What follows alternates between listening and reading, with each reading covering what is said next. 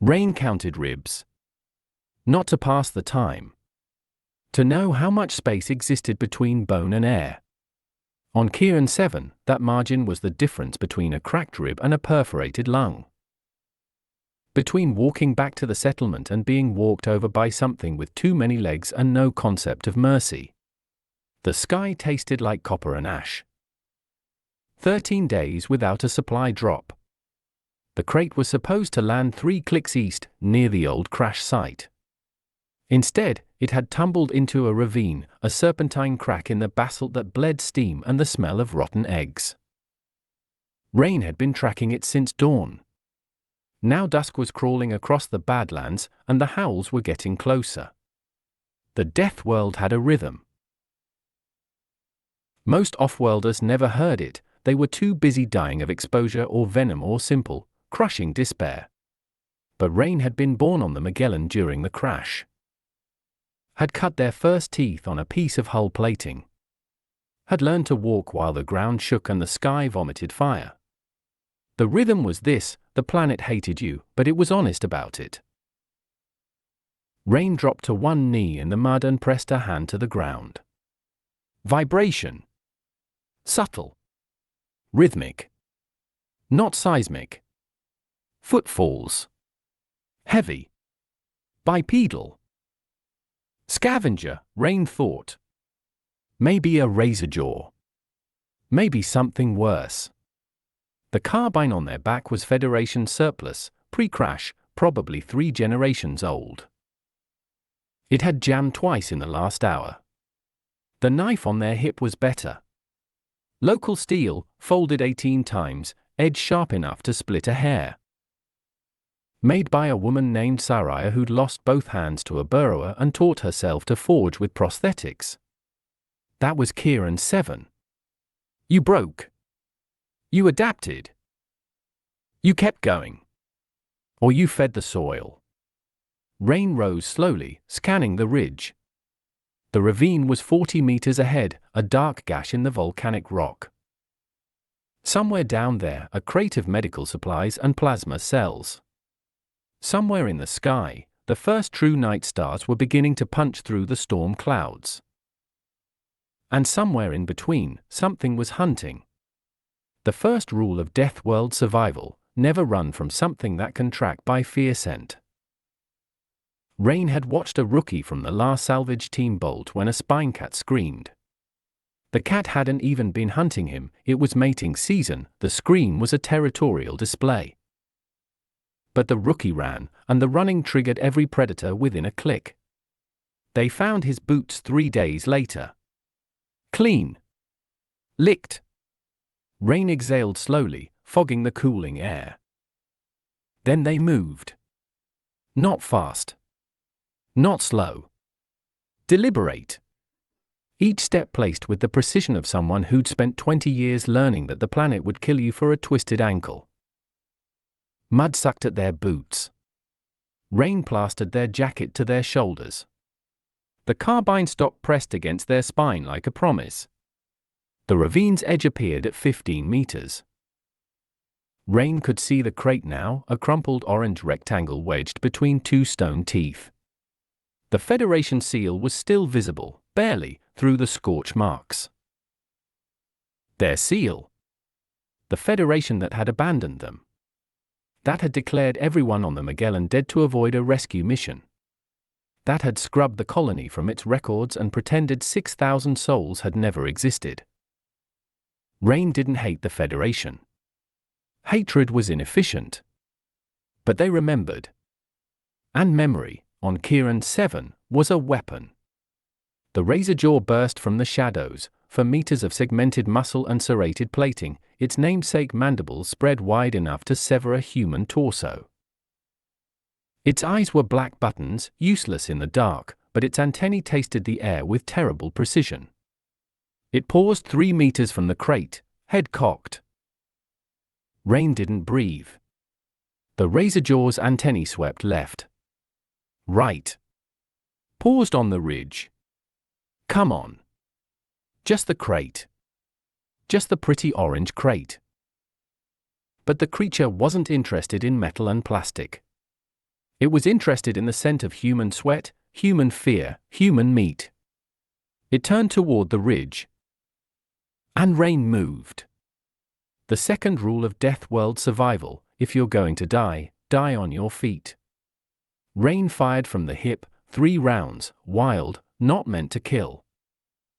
The razorjaw reeled as plasma burned across its flank. It screamed, a wet, percussive shriek that echoed off the ravine walls. Then it charged. For meters. 3. 2. Rain sidestepped at the last possible second, slamming the carbine stock into the creature's nearest antenna. The razorjaw twisted, its mandibles snapping closed on empty air, inches from Rain's throat. The knife was in Rain's hand before the creature finished its miss. They drove it into the soft hinge between the razorjaw's head and thorax, the spot Saria had taught them, the spot where the plating didn't overlap. The creature convulsed. The knife, 7 inches of folded steel, sank to the hilt. Rain held on. Hold. Hold. Hold. The razorjaw thrashed, throwing mud and stone. Rain's shoulder screamed. Their left arm, the one wrapped in salvaged plating, took the brunt of the impact, metal groaning against chitin. Then, slowly, the creature stilled. Rain pulled the knife free and stepped back, chest heaving. Blood, black, viscous, reeking of sulfur, ran down their arm. Third rule: there's always something watching. Rain looked up. Above the ridge, silhouetted against the storm clouds, 3 dropships hung in perfect formation. Not salvage vessels. Not traders. Federation enforcement. The kind that came with gunships and warrants and the presumption of judgment. They came back. A voice boomed from the lead ship's external speakers, filtered through static and rain. Surface dwellers. This is Fleet Commander Thran of the Galactic Federation Enforcement Division. You are ordered to stand down and prepare for extraction and processing. You are charged with violation of Sentient Rights Code 7, unauthorized genetic deviation. Repeat. Stand. Down. Rain stared at the dropships. At the sleek, unscratched paint. At the weapons turrets tracking across the Badlands. Then they looked down at the razorjaw's corpse. At their own scarred hands. At the knife that had just killed a 4-ton predator. Unauthorized. Rain spat blood into the mud. They keyed the settlement's emergency channel, a crackling, patched-together network of salvaged comms and jury-rigged antennas. Caster to settlement. We've got company. Federation enforcement. 6 ships, maybe more. Armed. A pause. Then Saria's voice, buzzing with static, how many? Enough to start a war. You want us to hide? Rain watched the dropships begin their descent, plasma cannons glowing like angry new stars. No. Tell everyone to gear up. The Federation came to contain us. Let's show them why that's a bad idea.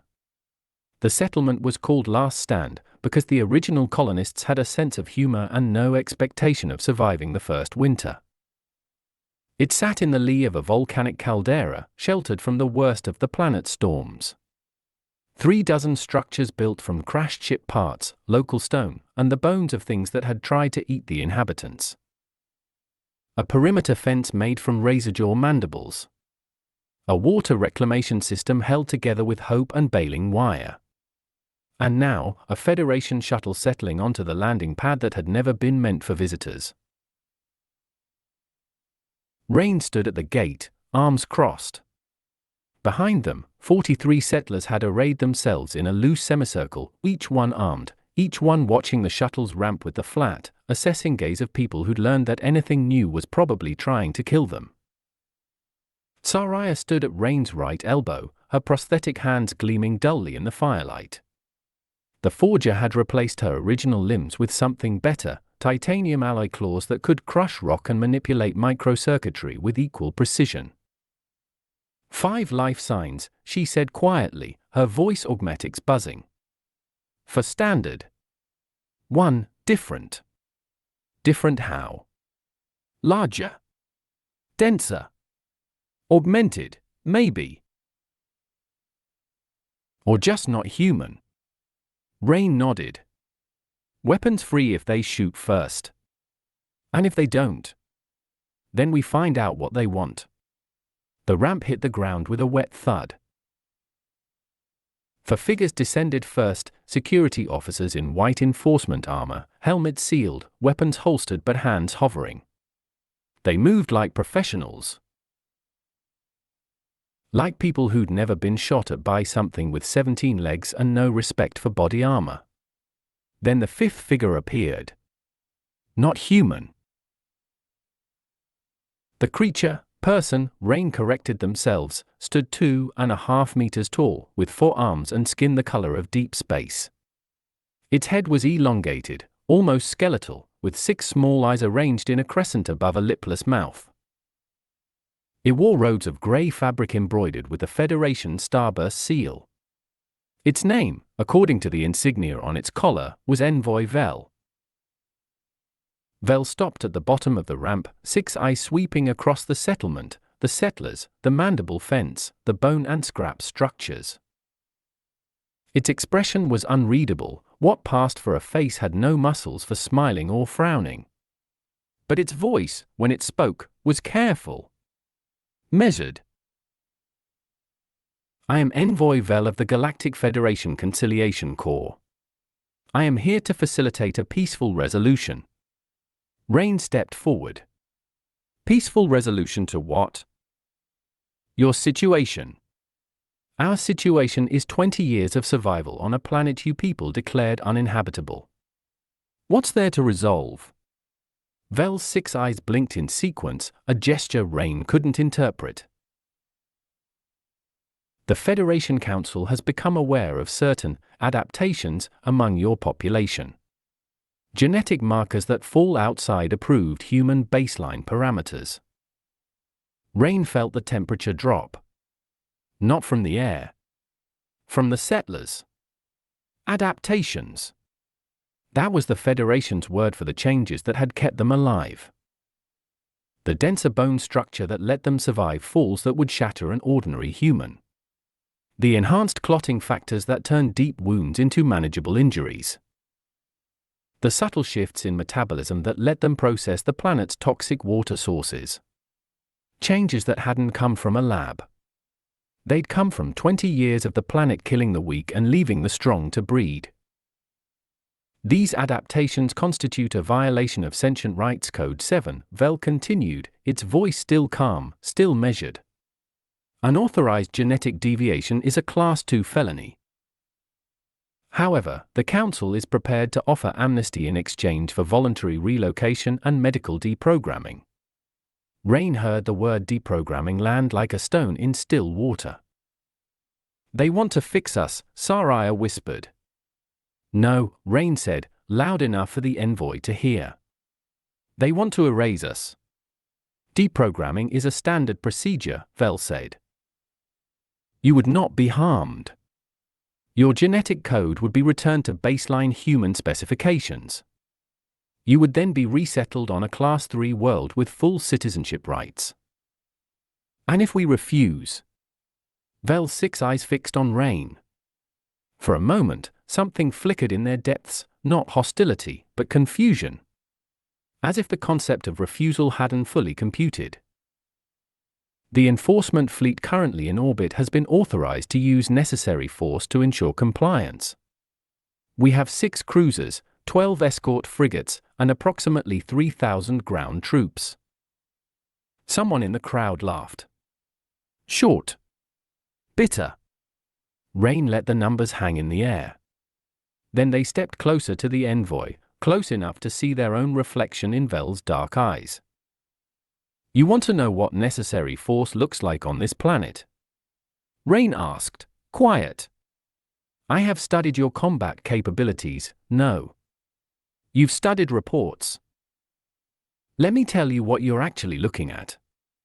Rain pointed at the settlers behind them. That woman with the prosthetic claws? She's killed 17 razorjaws with her bare hands. That man with the eye patch? He survived a brain parasite that eats optic nerves, and he's still the best shot in the colony. The kid feeding scraps to the fence beasts. She's 12 years old, and she's already gutted a tunnel WYRM that came up through her bedroom floor. We're not survivors, envoy. We're what's left. The planet has been culling us for 2 decades. Everyone standing here is the result of a 20-year-long natural selection event that would have broken your precious Federation's baseline humans in about 6 hours. Vel was silent. The security officers shifted, weapons still holstered but grips tightening. You misunderstand my purpose, Vel said finally. I am not here to threaten you. I am here to warn you. The Council fears what you represent. They will not stop until you are either neutralized or brought into compliance. And you think we should stop? I think you should consider the lives of your people. A war with the Federation is not survivable. Rain looked at Vel for a long moment. At the genuine concern in those 6 alien eyes. At the way the envoy's hands, all 4 of them, were clasped in front of its robes, not in aggression but in what might have been supplication. You're wrong, Rain said. I am rarely, you're wrong about what's survivable. Rain turned away from the envoy, facing the settlers. Sound off. Castor, Saria said. Here. The one-eyed sniper. Present. The 12-year-old, grinning. One by one, all 43 voices answered. 43 people who'd watched friends die, who'd buried children, who'd learned to stitch their own wounds and forge their own weapons and grow food in soil that wanted to poison them. Rain turned back to Vel. We've been surviving the unsurvivable for 20 years. Your fleet can orbit all it wants. Your troops can land. Your ships can burn our homes. But you will never deprogram us, because what we are isn't a mutation. It's a choice. Every day. To keep going. To adapt. To become something hard enough to live on a world that wants us dead. That is not a choice the Council recognizes, Vel said. Rain smiled. It wasn't a nice smile. Then the Council's about to learn something. Behind them, the shuttle's engines roared. The security officers began backing up the ramp, hands still hovering over weapons. Vel lingered a moment longer, 6 eyes fixed on Rain with an expression that might have been pity or fear. I will relay your response, the envoy said. The fleet will begin descent operations at dawn. Rain watched the shuttle lift, watched it vanish into the storm clouds, watched the Rain fill the space where it had been. Dawn, Saria said. That gives us about 6 hours. Plenty of time. For what? Rain looked at the settlement. At the bone and scrap defenses. At the 43 people who just watched a representative of galactic civilization offer them a choice between erasure and war. For what we've been preparing for our whole lives. Sound the alarm. Full colony mobilization. And get me a map of the Badlands. What are you planning? Rain turned toward the caldera, toward the high ground where the volcanic vents made the air unbreathable and the ground unstable. We're going to show the Federation what happens when you corner something that's been fighting for its life since birth. We're not going to win by fighting like them. We're going to win by fighting like this planet. The first wave hit at dawn. 17 dropships. 400 troops. Plasma cannons, drone support, orbital targeting data from the cruisers overhead. Textbook Federation assault. Efficient. Overwhelming. It lasted 11 minutes. The Federation troops landed on a flat plain 3 clicks from the settlement. Good staging ground. Open sightlines. Tactically sound. They didn't know the plane was a flash flood zone during the rainy season. They didn't know the ground would turn to waist-deep slurry within 90 seconds of their boots hitting the mud. They didn't know the settlers had diverted a river upstream the night before. Rain watched from the ridge as the first platoon vanished under a wall of black water and volcanic sediment. The second platoon tried to fall back to their dropships. The dropships tried to lift off. The settlers had thought of that too. 36 demolition charges, salvaged from the Magellan's ruined cargo bay, had been buried under the landing zone. Not enough to destroy the ships. Just enough to crater the ground and trap them in the mud. Castor, this is Sci-Fi. Third wave is diverting to the eastern approach. You want us to spring the other traps? Rain watched a Federation sergeant try to rally his squad, white armor streaked with mud and blood. The man was brave. Competent. He'd probably trained for years. He was also standing in a kill box the size of a city block, and he had no idea. Not yet. Let them commit more forces. I want them to think this is the main fight. And what is the main fight?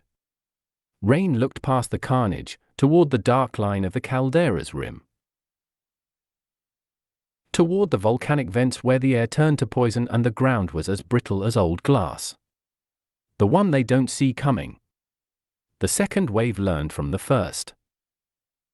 They landed on the eastern approach, higher ground, better drainage, no obvious choke points. The settlers hit them with burrowers. Not the burrowers themselves.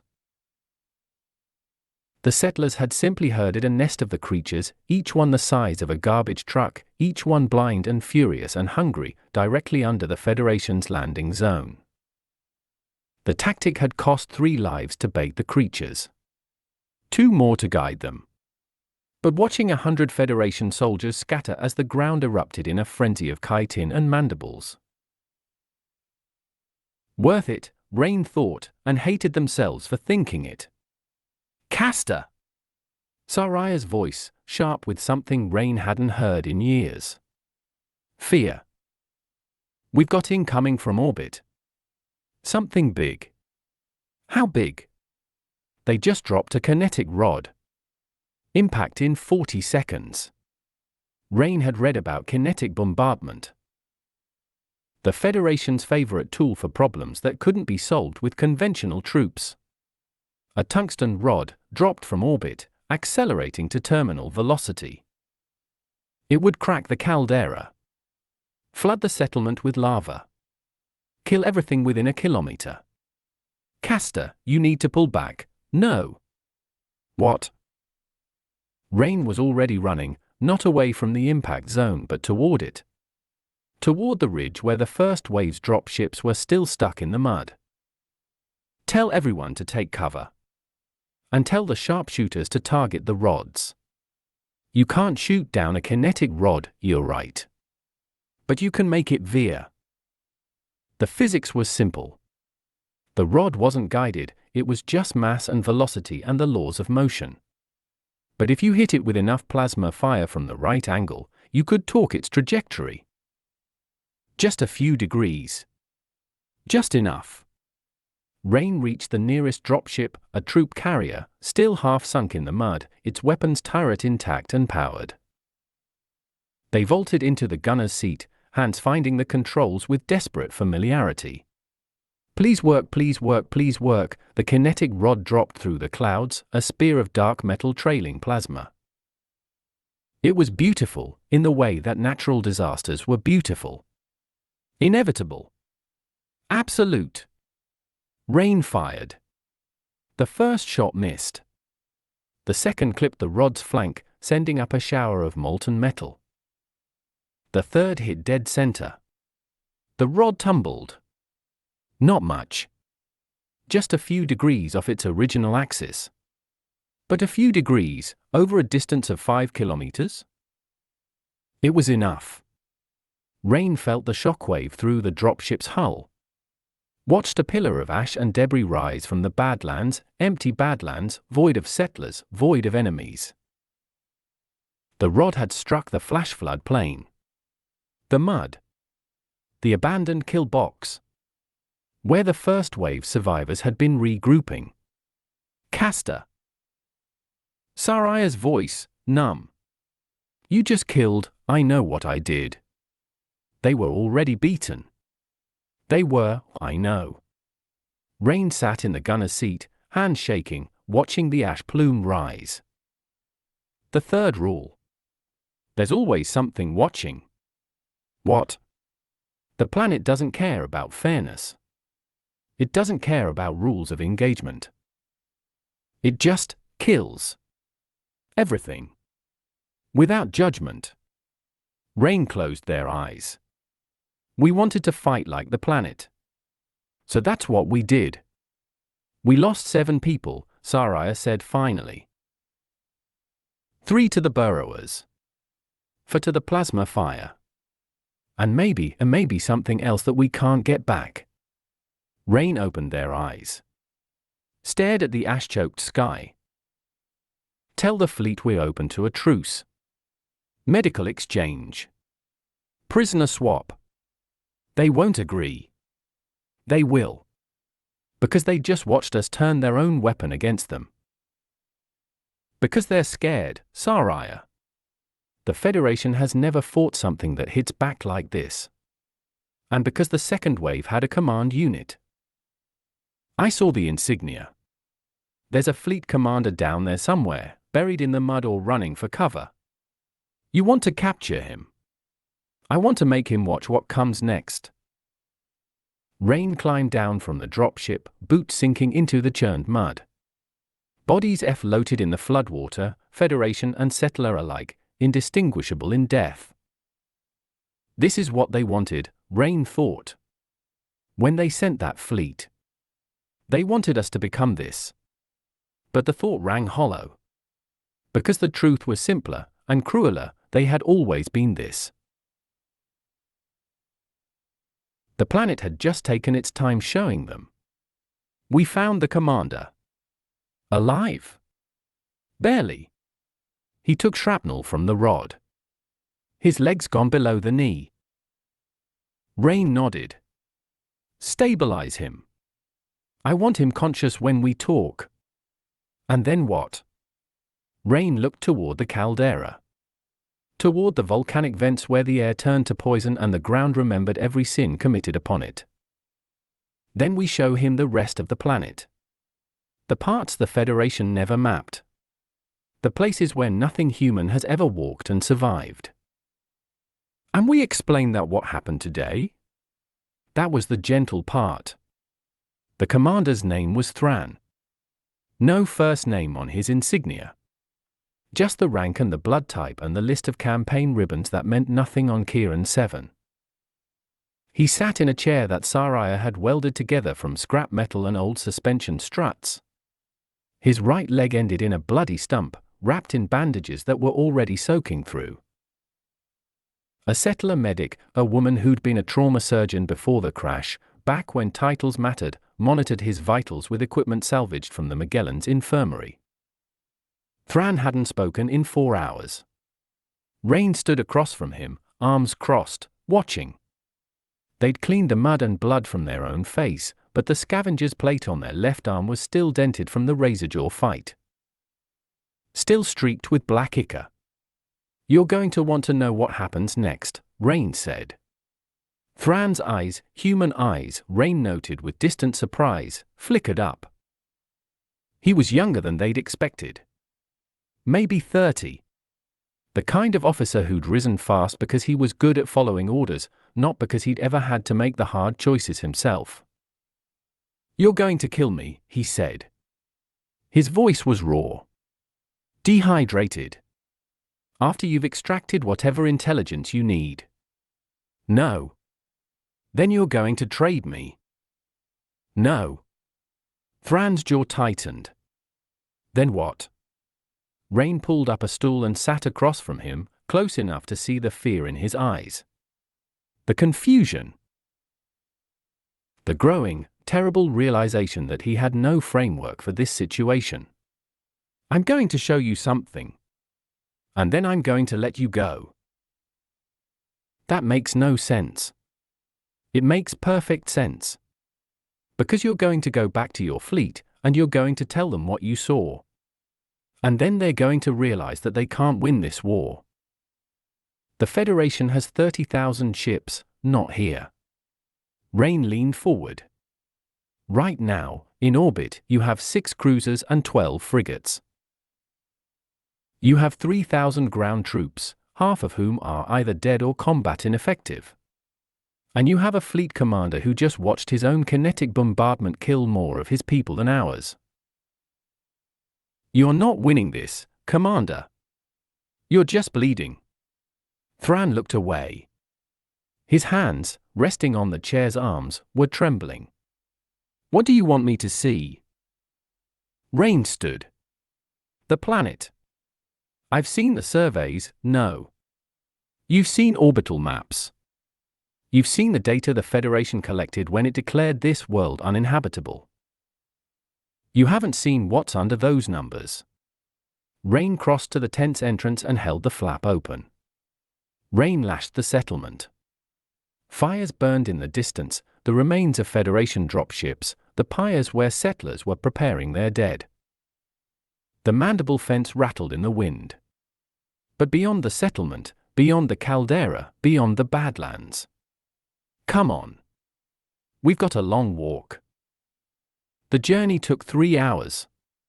Rain led them east, away from the settlement, away from the battlefields, away from everything the Federation had mapped. The rain softened to a drizzle. The ground rose, becoming rocky, unstable. Steam rose from cracks in the basalt. The volcanic vents.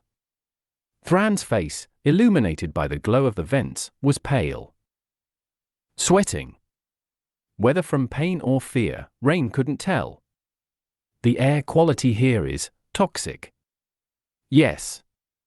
That's why we brought breathers. Rain tapped the rebreather over their own mouth and nose. You're getting filtered air. I'm not. You can breathe this? I can survive it. There's a difference. They stopped at the edge of a fissure, a wound in the planet's crust that stretched for kilometers, bleeding heat and sulfur and the smell of the world's molten heart. Rain pointed down. Look! Thran leaned forward in his chair, Saria steadying him. The fissure dropped hundreds of meters, sheer walls of black glass, all the way down to a river of magma that glowed like a second sunrise. And on those walls, clinging to the glass, thriving in the heat. What am I looking at? Thran whispered. Life, Rain said. The Federation said this planet was uninhabitable. That nothing could survive here. But they only looked at the surface. They didn't look down. The fissure walls were covered in organisms, crystal formations that pulsed with bioluminescence, fungal mats that fed on sulfur, blind crawlers that nested in the heat vents and grew to the size of dogs. An ecosystem. Entirely native. Entirely unknown. This changes everything, Thran said. No. This changes nothing. Because the Federation knew. Or it should have known. Some survey team, somewhere, must have seen the thermal signatures. Must have realized there was something down here. But declaring the planet uninhabitable was easier. Cheaper. So they scrubbed the data and left 6,000 colonists to die. Rain turned to face the commander. You want to know what we are? What we became? This is it. We're not mutants. We're not monsters. We're just the first wave. First wave of what? Of the people who can live here. Really live here. Not just survive, but thrive. The bone density, the clotting factors, the metabolic changes, that's not deviation. That's adaptation. It's what humans have always done. We just did it faster because the planet forced us to. Rain gestured at the fissure, at the life clinging to its walls. And down there? That's the future. Not just for us. For the Federation. For every species that's been told their world is good enough. Because we're going to prove that good enough is a lie. That there's always somewhere harder. Always somewhere that will break you open and rebuild you into something stronger. You're talking about evolution as a weapon, Thran said. No. I'm talking about evolution as the truth. The Federation wants to freeze us in place. Wants to decide what a human should be and punish anyone who deviates. But that's not how life works. That's not how anything works. Rain looked down into the fissure, at the glowing magma, at the organisms that had learned to drink poison and call it home. You came here to contain us. To deprogram us. To make us safe. But safe is just another word for dead. And we've spent 20 years learning how to live. What do you want from me? Thran asked, his voice cracking. Rain turned back to him. Go back to your fleet. Tell them what you saw. Tell them that we're not going to stop. That we're not going to surrender. That every soldier they send down here is going to learn what it means to fight a people who've been at war with their own planet since birth. And if the Council refuses to listen, then we'll make them listen. Rain's voice was quiet. Final. We'll send the data. The surveys. The proof that this world was never uninhabitable, just unprofitable. We'll show the galaxy what the Federation does to people it doesn't want to save. That's a declaration of war. Rain shook their head. No. That's a declaration of accountability. The war started the day your fleet entered orbit. We're just making sure everyone knows whose fault it is when the bodies start piling up. The Federation didn't leave. Rain hadn't expected them to. Pride was a hell of a drug, and the Council had too much invested in the narrative of Deathworld savagery to admit they'd made a mistake.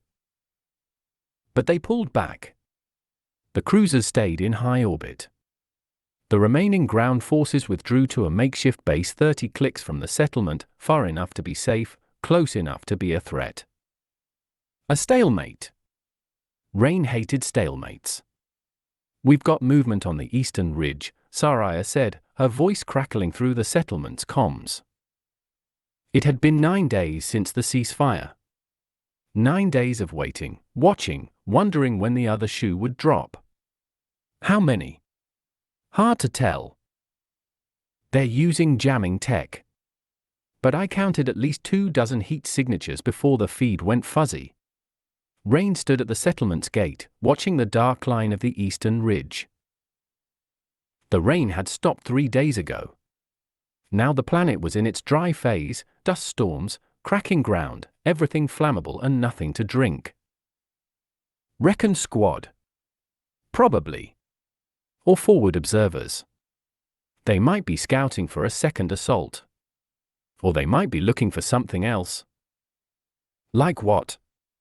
Rain didn't answer. They were already moving, grabbing a rifle and a pack of supplies. Castor, where are you going? To say hello? That's insane. There are 24 armed Federation soldiers out there, then I'll be outnumbered. Happens all the time. Rain slipped through the gate and into the darkness before Saria could argue further. The eastern ridge was a 3-kilometer hike across broken ground. Rain made it in 40 minutes, moving fast and low, using every scrap of cover the planet offered. A rock outcropping here. A dry wash there. The skeleton of some long-dead thing that had learned too late that nothing on Kieran 7 was truly safe. They crested the ridge at the 2-kilometer mark, dropping flat and scanning with their rifle's scope. Saria was right. 24 heat signatures. Federation Special Forces, the kind with the good armor and the better training. They were spread out along the ridge, setting up sensor arrays and communication relays. But one of them was different. Larger. Denser. The same reading they'd gotten from Envoy Vel. Not human. Rain watched the figure move through the darkness. It was tall, maybe 2.5 meters, with 4 arms and a head that caught the starlight like polished obsidian. Another envoy. Or maybe the same one, sent back to finish what it started. Rain made a decision. They slung their rifle and stood up. Evening, they called out. The Federation soldiers spun, weapons rising. The alien envoy turned more slowly, its 6 eyes finding Rain in the darkness with unsettling precision. "You are the one called Castor," it said. The voice was different from Vel's. Deeper. Older. The leader of this resistance. Call it what you want. What are you doing on my ridge? Observing. Observing what? You. The envoy stepped forward, its forearms spread slightly, not a threat, but not submission either. The soldiers held their fire, waiting for orders. I am Envoy Moore. I have been sent to replace Vel. The council felt a firmer hand was required for these negotiations. Negotiations. Rain laughed, short and sharp. Is that what we're calling it? Last I checked, you people dropped a kinetic rod on my settlement. A regrettable tactical decision by a commander who has been relieved of duty. Convenient. It is also true. Moore's 6 eyes blinked in sequence, slower than Vel's had. Thoughtful. Commander Thran's report has caused considerable consternation within the council. Many are beginning to question the official narrative regarding this world. Rain felt something cold move down their spine. What official narrative? That Kiran 7 was properly surveyed. That the decision to classify it as uninhabitable was based on sound science. That the colonists of the Magellan were unfortunate casualties of an unforeseeable accident, not deliberate abandonment. Moore paused. Thran's evidence suggests otherwise. The volcanic vent ecosystem alone disproves the original survey data. Someone falsified those reports, Castor. Someone wanted this world declared empty. The wind picked up, carrying dust and the distant smell of sulfur. Who? That is what I am here to discover. The council has authorized a full investigation. But they have also authorized me to offer you terms. What kind of terms? Assistance. Food. Medicine. Construction materials. In exchange for your cooperation with the investigation. Rain stared at the envoy. At the soldiers. At the sensor arrays and the relay dishes and all the trappings of an organization that had spent 20 years pretending they didn't exist. You want our help to clean up your mess. I want your help to expose a conspiracy that may extend to the highest levels of the Federation government. Your people were abandoned, Castor. Deliberately. And the people who did it are still in power. Rain was quiet for a long moment. Then they asked the question that mattered. What happens to us after? When the investigation is over? When the guilty parties are exposed? What happens to the colonists of the Magellan? That is still under debate. No. That's the only thing that matters. Rain stepped closer, close enough to see their own reflection in Moore's dark eyes. You want our cooperation? Then give us something real. Not food. Not medicine. Sovereignty. Recognition. A place in your precious Federation that doesn't come with deprogramming and relocation. You are asking me to change centuries of law. I'm asking you to admit that those laws were wrong. That this world was never uninhabitable. That we're not deviants to be corrected. We're citizens to be acknowledged. The wind howled. Somewhere in the distance, a razor jaw screamed. Moore was silent for a long time. "I will take your proposal to the council," it said finally. "I cannot promise they will accept. Then we have nothing to talk about." Rain turned and walked back toward the ridge, toward the darkness, toward the settlement that had survived everything the planet and the Federation had thrown at it. "Castor." They stopped. Thran spoke of the fissure. Of the life you showed him. He said it changed him. Rain looked back over their shoulder. "Good. Maybe it'll change the council too. And if it doesn't, then we'll keep fighting. Same as we always have. Same as we always will." Rain disappeared into the darkness. Moore watched them go, six eyes unblinking. "I believe," the envoy said quietly, to no one in particular, "that we have made a grave error in underestimating this species." The trial lasted 3 standard weeks. Rain watched most of it from a view screen in the settlement's command tent, because the Federation had refused to let them attend in person. "Too dangerous," they said. "Too many factions who wanted the Deathworld as dead. Too many people who still believed that Kiran 7 should have stayed empty." But the evidence was undeniable. Thran's testimony. Moore's investigation. The survey data that had been falsified, the signatures that had been forged, the orders that had been given to abandon 6,000 human beings to a planet that was never truly uninhabitable. Someone had wanted the Magellan to fail. Someone had wanted the colonists to die. And someone had spent 20 years making sure no one came looking for them. "The council has reached a verdict," Moore's voice said, crackling through the settlement speakers. Rain leaned forward. Around them, the entire colony had gathered, the 43 survivors, plus the dozen children born since the crash. The youngest was 3.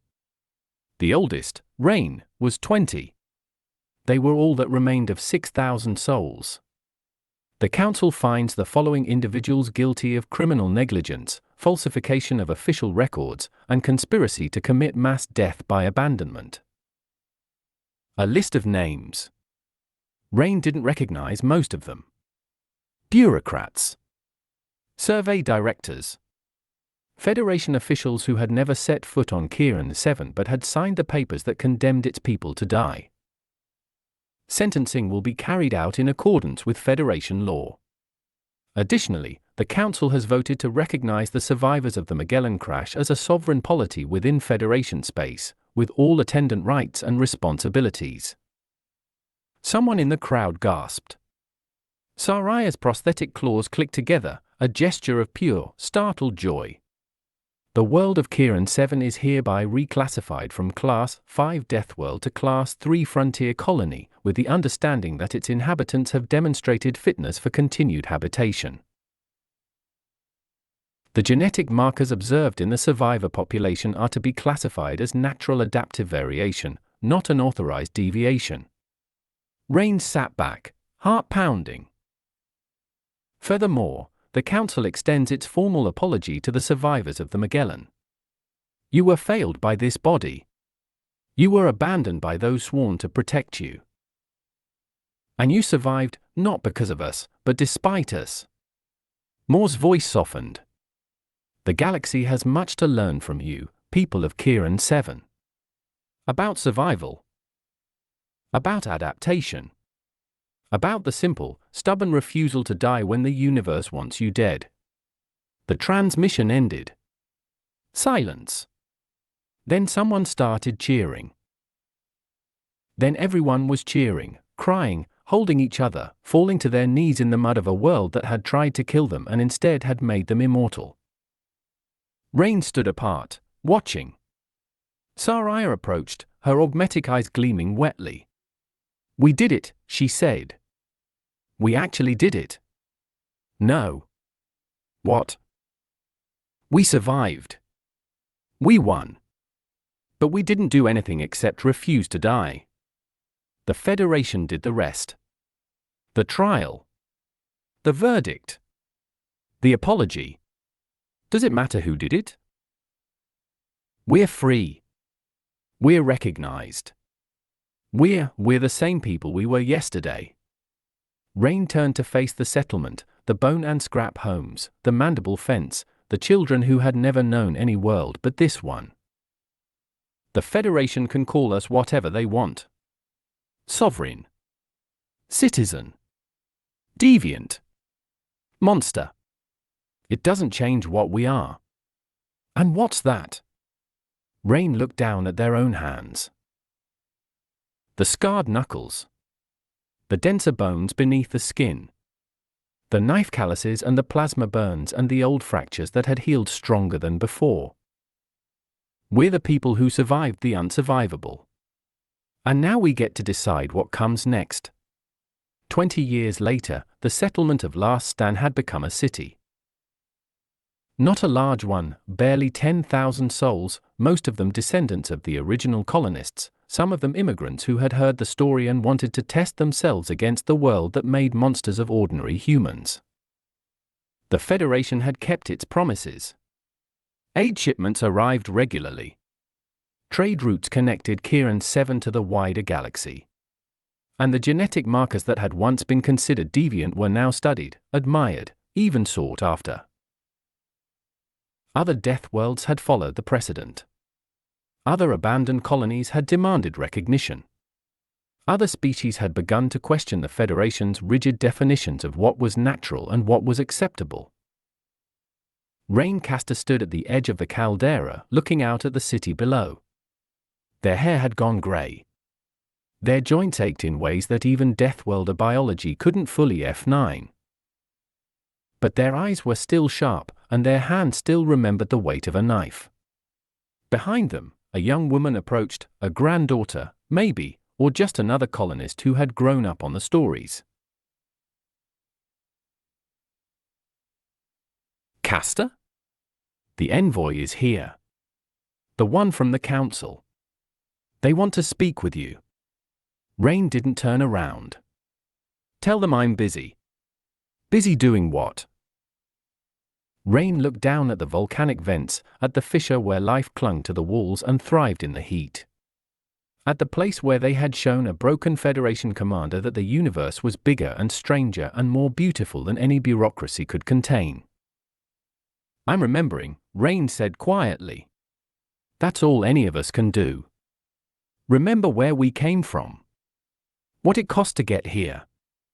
And make sure we never forget that survival isn't about being the strongest or the fastest or the smartest.